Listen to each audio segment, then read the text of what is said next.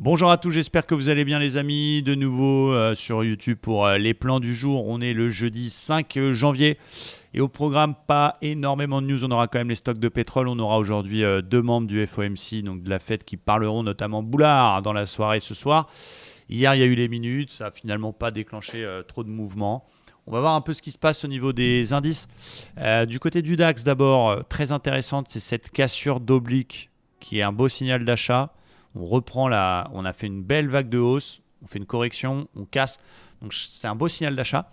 Après, attention quand même, il y a un petit niveau résistance qui est aussi le 61,8 de toute la vague de baisse 2022 et aussi un niveau tout simplement résistance. Donc il doit nous dire attention.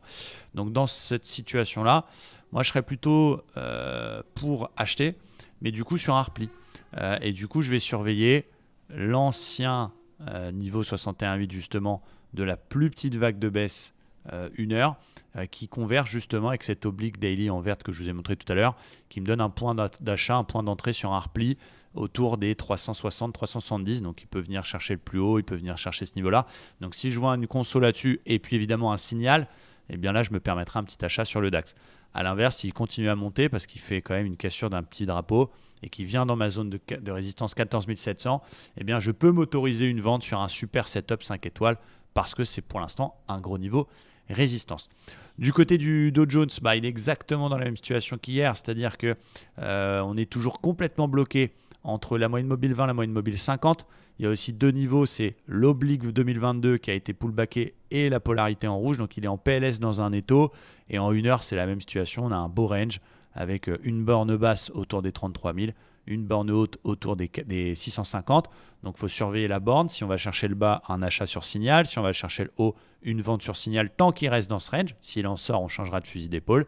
Et puis peut-être en intraday, vu qu'il est en train de recasser le 61,8 du range, peut-être en intraday, si jamais ça passe par le haut et qu'on casse l'OPR, pourquoi pas tenter un petit achat pour aller chercher justement ces 650. On verra ce qui se passe.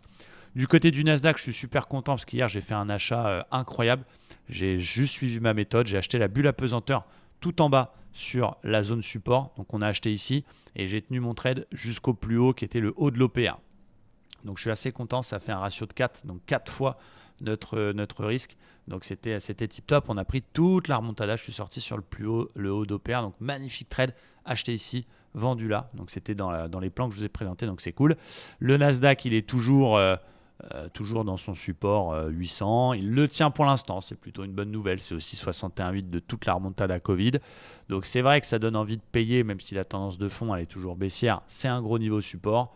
On va surveiller ça. Il est pareil, un peu blocus autour de la moyenne mobile 20. On va se contenter d'essayer de payer sur un repli au plus bas sur le même niveau qu'hier vers 860. Et puis si ça casse le plus haut précédent, les 160, pourquoi pas tenter un achat jusqu'au 400. En attendant, ça va être ping-pong dans le range, donc ça va être moins évident. Voilà pour ma part du côté des indices. J'espère que ça vous aide bien ces petites émissions du matin. Ça dure 3-4 minutes, mais je vous donne l'essentiel. Mettez-moi un petit commentaire si vous avez kiffé et je vous dis à très vite. Ciao, bye bye.